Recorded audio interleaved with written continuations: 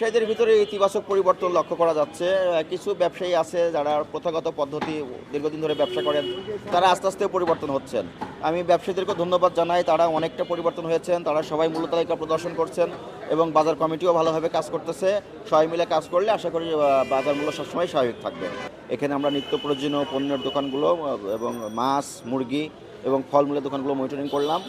কয়েকটি প্রতিষ্ঠানে মূল্য তালিকা প্রদর্শন না করা এবং ক্রয় বিক্রয় সংক্রান্ত পাকা রসিদ সংরক্ষণ না করার অপরাধে জরিমানা আরোপ করা হয়েছে এবং কয়েকটা প্রতিষ্ঠানে আমরা মূল্য তালিকা হালনাগাদ করে প্রদর্শন করা অবস্থায় পেয়েছি, তাদেরকে আমরা ভোক্তা অধিকার সংরক্ষণ অধিদপ্তরের পক্ষ থেকে ধন্যবাদ জানিয়েছি।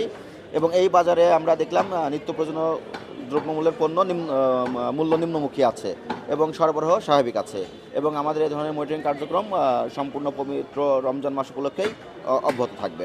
জরিমানা দেওয়ার পরও আপনারা চেঞ্জ হচ্ছেন না, এখানে নিচে এত মোটা কাগজ দেওয়ার কারণ কি? আপনি তো অর্ডার দিয়ে বানাইছেন এটা। যারা ফল ব্যবসায়ী, মানে এটাতে কি ওজন বেশি হয়? প্যাকেটে 28 গ্রাম। একটা আপেল দেখে কত গ্রাম হয়? 9 টাকা। 9 টাকা প্যাকেটে 9 টাকা চলে যাচ্ছে। না, তাহলে আপনি এটা তো মোটা করে দিয়ে আর কি দরকার? এটা দেখেন, 2টা হার্ডবোর্ড দিচ্ছেন কেন? আপনি এই ধরনের প্যাকেট ব্যবহার করবেন না।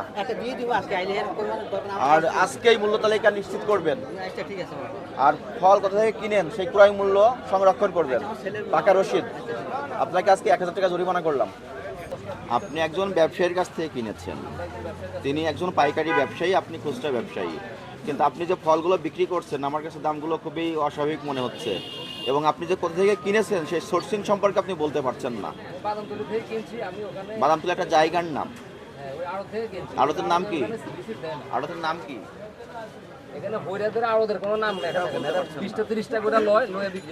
আপনাকে যেটা করতে হবে, মূল্য তালিকা প্রদর্শন করতে হবে, ক্রয় রসিদ অবশ্যই সংরক্ষণ করতে হবে। এই দুটো অপরাধ আপনার হয়েছে।